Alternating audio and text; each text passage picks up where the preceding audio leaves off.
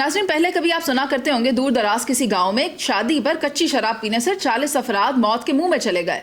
खैर, उनकी गलती, कच्ची शराब पी ली।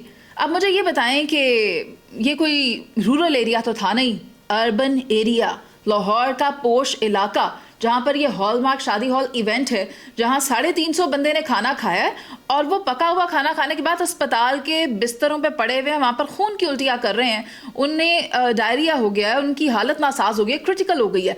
और ये सिर्फ किसी एक सर्टेन एज के लोग नहीं हैं, शादी हॉल में आने वाले बुजुर्ग भी थे, ख़वातीन भी थीं, मर्द भी थे और छोटे बच्चे भी मौजूद थे।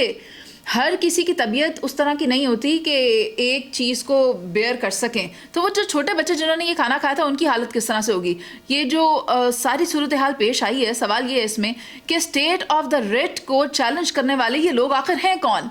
किसकी मलकियत है? कौन है जिन्होंने वो नोटिस जो सीएम की तरफ से वहाँ चस्पा किया गया उसको हवा में उड़ा दिया? हवा में क्या उड़ा दिया, उसके टोटे टोटे कर दिए, फाड़ फूड़ के वहीं पर साइड पर कहीं पड़ा हुआ था। और सिक्योरिटी गार्ड भी बेवकूफ़ बनाता हुआ नजर आया कि नहीं नहीं, वो तो फलां दरवाज़ा है, आप गलत जगह आ गए हैं। तो हुआ क्या था वहाँ? हुआ ये कि शादी पर लोगों ने जो खाना खाया वो ठीक नहीं था। किस तरह ठीक नहीं था? क्या वजह थी कि 3500 4000 पर हेड लिया गया, जहाँ पर वहाँ पर दिया क्या गया? वहाँ पर दिया गया चूहों की वेस्ट मटेरियल इंक्लूडेड वाला खाना, जिसने अंदर बैक्टीरियाज प्रोड्यूस किया और उन्होंने हम लोगों के अंदर में जाकर तहलका मचा दिया, खून की उल्टियाँ करने पर मजबूर कर दिया। सिर्फ इतना ही नहीं, जो फ्रेश सैलड्स था उसको भी अखबारात में रैप किए रखा, जिसके बायस जो जर्म्स और बैक्टीरियाज थे वो उसके अंदर शामिल हो गए और फिर बाद में लोगों ने वो खाया।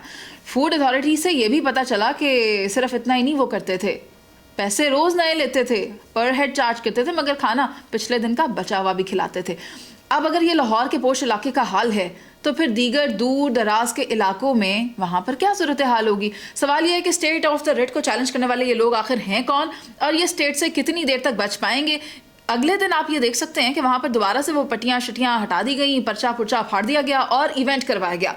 ये सिस्टम कब तक चलेगा? क्या वहाँ पर होने वाले इवेंट्स अब मनसूख होंगे या लोग वहाँ आएंगे और वो खाना उसी तरह से चलता रहेगा? माजी में हमने देखा था कि होटल्स और रेस्टोरेंट्स को सील कर दिया जाता था और जब तक वो दोबारा से अपना सर्टिफिकेट बहाल नहीं कर पाते थे, अपने जुर्माने अदा नहीं करते थे, तो वो उन्हें रेस्टोरेंट्स खोलने की परमिशन नहीं होती थी। लेकिन यहाँ पर सूरत हाल कुछ मुख्तलिफ नज़र आ रही है। मरीम नवाज साहिबा काम बहुत कर रही हैं और हमें उम्मीद भी है कि अब ये जो एक नया मामला सामने आया है इस पर भी इंसाफ मिलेगा उन 350 अफराद को जो अस्पतालों में खून की उल्टियाँ कर रहे हैं, और जो इस पूरे इवेंट या इस कॉम्प्लेक्स को लुक आफ्टर करते हैं, इसके मालिकान हैं, उनसे भी सवाल किया जाएगा और वो जवाबदेह होंगे कि उन्होंने अगर ये किया है तो क्यों किया है और उसके बाद हुकूमती ऑर्डर्स को हवा में क्यों उड़ा दिया है।